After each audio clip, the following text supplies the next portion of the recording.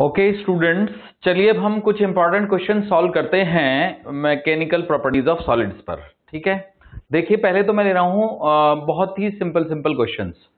तो वो simple questions ये हैं, देखिए। The breaking stress of a wire of radius R for a given material is sigma, then the breaking stress for the wire of same material of radius 2r, radius यहां पर 2r था, 2r will be. Okay student, तो क्या कहते हो? मतलब breaking stress for a wire of radius r is sigma, the breaking stress for a radius of wire 2r, the answer is sigma. क्योंकि ये ब्रेकिंग स्ट्रेस है, it is breaking stress, breaking force नहीं है। Breaking stress तो same ही रहेगी, it is the property of material. अगर यहां पर ब्रेकिंग फोर्स होता F, तो जो 2r रेडियस की वायर के लिए ब्रेकिंग फोर्स होता वो होता 4F, क्योंकि रेडियस डबल हो गई तो एरिया 4 गुना हो जाएगा, तो ब्रेकिंग फोर्स भी 4 गुना हो जाएगा। हालांकि ऑप्शन में नहीं है 4F तो, बट आप समझ गए हैं यहां पे है breaking stress that is independent of the radius, that is the property of material. दूसरा क्वेश्चन देखिए, the change in shape of a regular body is due to bulk strain, shearing strain, axial strain, internal strain. तो answer है shearing strain, क्योंकि shearing में shape ही change होती है और कुछ चेंज नहीं होता। शियरिंग मतलब शेप से रिलेटेड है। तो बच्चों ये दो क्वेश्चन हमने कर लिए हैं, तो मैं इनको रब कर रहा हूं, बहुत इजी क्वेश्चन थे। आगे बढ़ते हैं और अब हम आते हैं इस क्वेश्चन पे, देखिए ये वाले पे आते हैं हम। ठीक है, a spherical ball contracts in volume by 0.01% when subjected to a normal uniform pressure of 100 atm. The bulk modulus of the material is. तो बच्चों इसको मैं यहीं पे सॉल्व कर देता हूं। बल्क मॉडुलस, जिसके लिए हम सिंबल B भी ले सकते हैं या K भी ले सकते हैं, जो आपको सूट करे। So B is equal to delta P divided by delta V by V। Okay, with minus sign. अब माइनस हम नहीं लगा रहे यहां पे, क्योंकि हमने ये कॉन्ट्रैक्ट्स को में माइनस है ही ऑलरेडी। तो B, अब 100 एटमॉस्फेयर कितना होता है? एक एटमॉस्फेयर में लगभग 1 atm जो होता है ना बच्चों, 1 atm इज 1.003 इंटू 10⁵ पास्कल होता है। तो 1.003 या 13 था, ठीक है ना। तो हम इसको रफली 1 ले लेंगे, ठीक है ना। So we will assume 1 atm to be about 10⁵ pascal रफली। ओके, तो 100 पास्कल का मतलब हुआ 10⁷ पास्कल। अब 0.1% का क्या मतलब होता है? 0.1% का मतलब होता है 0.01 बाई 100। ओके स्टूडेंट्स, सो आप देख सकते हो कि यह आ जाएगा हमारा 10⁻11 न्यूटन मीटर माइनस 2 यानी पास्कल। तो ये क्वेश्चन भी हमारा सॉल्व हो जाता है। ओके, तो अब ये मैं हटा देता हूं और इसको भी हटा देता हूं, जैसे कि मेरी टेक्निक है, जो क्वेश्चन हम सॉल्व कर लेते हैं उसको हम हटा देते हैं। ठीक है,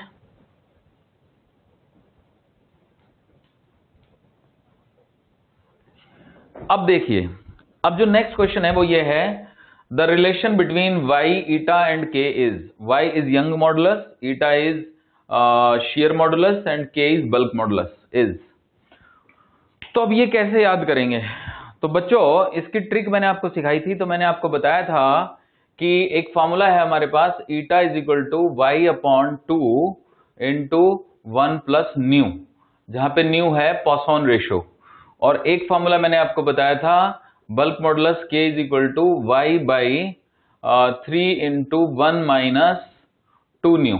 ओके, तो ये दो फॉर्मूले मैंने आपको बच्चों बताए थे। तो इससे हमने ये प्रूव कर दिया था कि new can not be less than -1। इससे हमने प्रूव कर दिया था कि new can not be more than 0.5, याद है? तो वो यहीं से पता चल जाता है, ठीक है ना। तो अब इसमें से अगर मैं न्यू को गायब कर दूं, मतलब कैसे करूं? मैं ऐसे कर दूं कि 1 प्लस न्यू की वैल्यू आ जाती है y बाई 2 ईटा, और यहां से 1 माइनस 2 न्यू की वैल्यू आ जाती है y बाई 3k। तो अब मैं क्या करूं, ऊपर वाली इक्वेशन को 2 से मल्टीप्लाई करके और दोनों को ऐड कर दूं। तो 2 से मल्टीप्लाई करूंगा तो ये 2 हो जाएगा, ये भी 2 हो जाएगा, ये भी 2 हो जाएगा। तो जब मैं ऐड करूंगा तो लेफ्ट साइड में आएगा 3 is equal to y upon eta plus y upon 3k। Okay, अब इस पूरी इक्वेशन को मैं मल्टीप्लाई कर देता हूं, डिवाइड कर देता हूं y से। तो 3 upon y is equal to 1 upon eta plus 1 upon 3k। क्या ऐसा कोई ऑप्शन है? तो answer is no, there is no option. हाँ, 1 अपॉन k है या 9 अपॉन ईटा है, 9 अपॉन y है, सॉरी। तो अगर मैं पूरी इक्वेशन को 3 से मल्टीप्लाई कर दूं तो 9 upon y is equal to 3 upon eta plus 1 upon k। तो इस तरह से हमारा जो ऑप्शन मैच हो जाता है वो हो जाता है 4th। ओके, तो आप इसको ऐसे याद कर सकते हैं। कुछ बुक्स में यही रिलेशनशिप ऐसे भी दिया हुआ है। तो 1 by eta is equal to 3 upon y minus 1 upon 3k, यानी के 9k minus y by 3yk 1 upon eta. तो eta is equal to 3yk by 9k minus y। ऐसे भी याद रख सकते हैं। तो लेकिन मैं फिर भी आपको ये बताना चाहता हूं कि रिजल्ट यही दो हैं बच्चों, ठीक है ना, जो पॉसॉन रेशियो से निकलते हैं। पॉसॉन रेशियो की स्टडी के बाद ये रिलेशन निकल जाते हैं। ये प्रूव कर देते हैं कि पॉसॉन रेशियो -1 और 0.5 के बीच होगा। तो ये क्वेश्चन भी हमारा सॉल्व हो जाता है, ठीक है। अब हम आते हैं इस बीच वाले क्वेश्चन पे।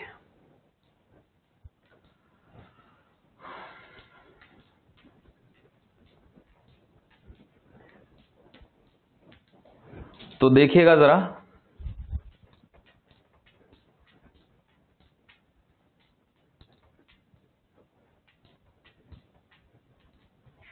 इस क्वेश्चन पे आ जाते हैं बच्चों। क्या कहता है ये क्वेश्चन? ये क्वेश्चन कहता है 2 cylinders A and B of same material have same length, their radii being in ratio 1:2 respectively. The two are joined end to end as shown. The upper end of A, ये A है, is rigidly fixed, मतलब ये rigidly fixed है, it is fixed. Okay, this is the rigid support. The lower end of B is twisted through an angle theta. The angle of twist of the cylinder is. तो बच्चों मैं आपको एक formula सिखाना चाहूंगा, देखिएगा। Suppose करें कि ये कोई सिलेंडर है, ओके। तो इस सिलेंडर में ये किसी दीवार पे फिक्स्ड है, ओके, मतलब this is the wall on which this cylinder is fixed. तो इसमें दो चीजें होती हैं बच्चों, इसको हम डॉटेड बना देते हैं क्योंकि ये पीछे की तरफ है, तो इसको भी डॉटेड बना सकते हैं हम, ठीक है ना। तो आप ये जानिए कि इसमें एक टर्म होती है एंगल ऑफ शियर और एक होता है एंगल ऑफ ट्विस्ट।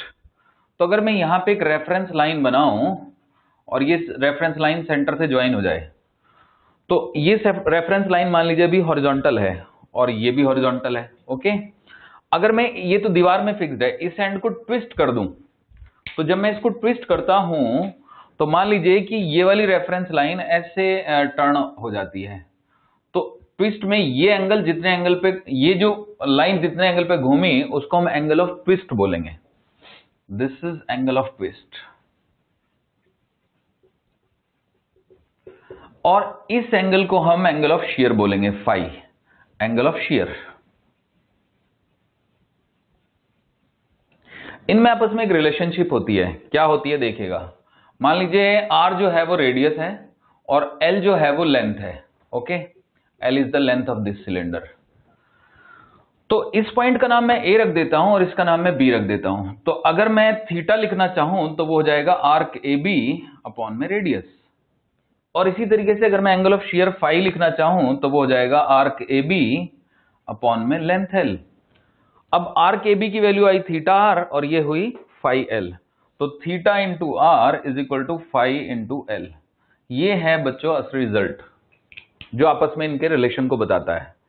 अब ये तो हुआ रिजल्ट जो थीटा और फाई के रिलेशन को बताता है, ठीक है। एक हमारे पास फॉर्मूला होता है कि इसको थीटा एंगल पे ट्विस्ट करने के लिए कितना टॉर्क चाहिए, तो वो मैं यहां पे बता रहा हूं। तो टॉर्क रिक्वायर्ड, पहली बात तो बच्चों प्रोपोर्शनल होता है r की पावर 4 के, दूसरी बात प्रोपोर्शनल होता है ईटा के, तीसरी बात प्रोपोर्शनल होता है थीटा के, और चौथी बात प्रोपोर्शनल होता है लेंथ के इनवर्सली। अब यहां पे एक कांस्टेंट आता है, वो है π/8। ओके बच्चों, तो ये थीटा एंगल पे ट्विस्ट करने का फार्मूला है, तो होपफुली आप समझ गए। तो ये r⁴ के प्रोपोर्शनल है।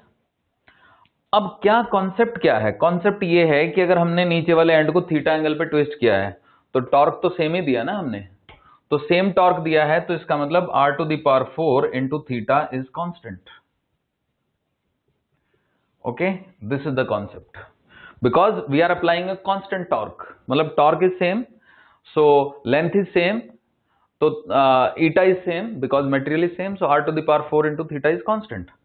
तो आप इमेजिन करो बच्चों कि यहां पे एक लाइन थी सीधी और वो ऐसे थी। अब ये जो लाइन है ये यहां पे ऐसे हो गई है और यहां पे लाइन ऐसे हो गई है। कहने का मतलब ये हुआ कि ये वाला जो पॉइंट है ये टर्न हो गया है थीटा एंगल पे, दिस इज थीटा। अब ये वाला जो एंड है ये कुछ थीटा डैश एंगल पे ट्विस्ट हो गया है। तो अगर मैं बी सिलेंडर की बात करूं तो बी सिलेंडर का एक पॉइंट तो थीटा एंगल पे टर्न हुआ और ये वाला पॉइंट थीटा डैश एंगल पे टर्न हुआ, तो सिलेंडर बी में जो नेट एंगल ऑफ ट्विस्ट आया है वो थीटा माइनस थीटा डैश है और उसकी रेडियस 2r है। तो 2r⁴ into theta minus theta dash is equal to r⁴ into theta dash. ये कॉन्सेप्ट लगाएंगे ना हम।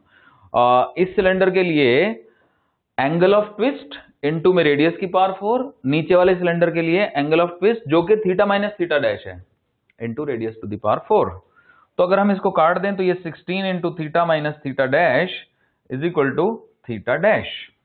सो this gives me 16 theta is equal to 17 theta dash. So theta dash is equal to 16/17 theta. तो ये option में है और वो है थर्ड ऑप्शन। तो कुल मिला के हमने ये प्रूव कर दिया कि जो अंदर वाला सिलेंडर है वो जितने एंगल पे ट्विस्ट होगा वो है 16/17 थीटा। क्लियर है बच्चों? गुड, नोट कर लीजिए।